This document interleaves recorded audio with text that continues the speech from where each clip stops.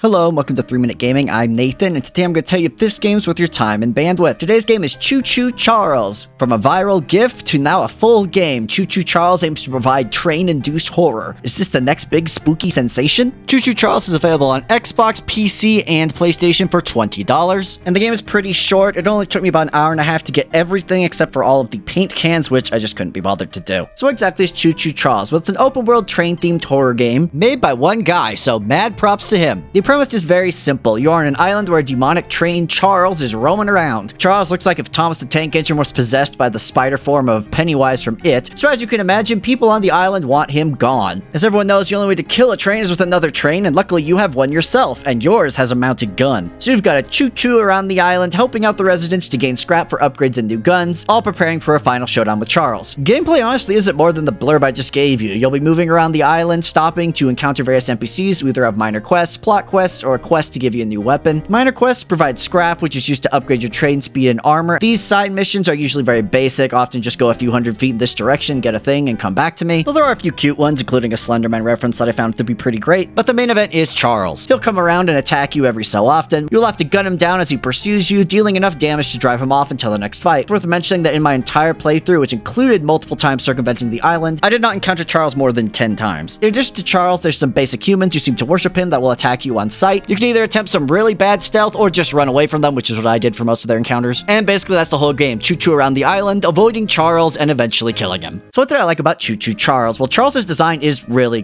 great. There's a reason why it went viral. His movement in particular is very memorable, proving that demonic spider Thomas the Tank Engine is in fact a fantastic idea. Speaking of design, I also found the game's atmosphere to be really solid. With the island being filled with fog, lightning, and hills covered with evergreens, it is the perfect setting for an open world horror experience. And lastly, for a single dev, this game not only runs really well, but I encountered basically zero bugs. My entire experience was basically flawless when it came to technical performance. When it comes to the bad, most of this game's gameplay is waiting around or walking through fields with no threat or scares. I learned very quickly that Charles can't attack you if you aren't on the train, and since most side quests are completed on foot, vast chunks of the game simply aren't scary and are instead tedious as you're kind of just wandering around. Speaking of wandering around, you'll be spending most of your time either riding on the train, not being attacked, usually on the map screen, or on foot. Now I know a lot of horror games do use tedious repetition of tasks to amp up the horror. Five Nights at Freddy's and Slenderman games are good examples, but there needs to be a threat of scary stuff happening while doing this or it gets boring. Here you'll figure out pretty quickly that not only are you safe 90% of the time, Charles is basically a non-issue when he shows up, and as you gain more power, he becomes even easier to scare off. And lastly, this game is not even remotely scary. While Charles' first appearance is a lot of fun, although they kind of ruined the reveal by giving you a picture of him really early in the game, he's really the only scary thing. The rest of the game is pretty much devoid of scares. This game feels made for YouTube thumbnails of people overreacting to how scary his fantastic design is, but I'm gonna be completely honest, after that initial shock, I found nothing else in this game scary or remotely creepy. As you know, it gives you a 3-point scale, must play, maybe consider, don't bother. I really don't think Choo-Choo Charles is worth your time, at least not at its current asking price of $20. Charles's design is fantastic, and that first scene of him running out of the trees to come get you is incredibly memorable, but sadly, that ended up basically being the best part of the whole experience. I could forgive it not being particularly scary, but it commits an even worse crime. It's really boring. It's the kind of game you can get a full experience of just watching someone else play it on YouTube or even from the footage in this review, so I'd recommend avoiding it unless you really want to check it out, and even then, absolutely wait for a sale. As I said, $20 seems excessive. And that's all I have for you today. Thank you so much for watching. What do you think about Choo-Choo Charles? I know this game is quite a fan base, so I am expecting backlash, but I gotta be real, guys, as someone highly anticipating this game, I just didn't enjoy it. But if you enjoyed it, I want to know. Let me know in the comments, and regardless, maybe give Choo-Choo Charles a pass.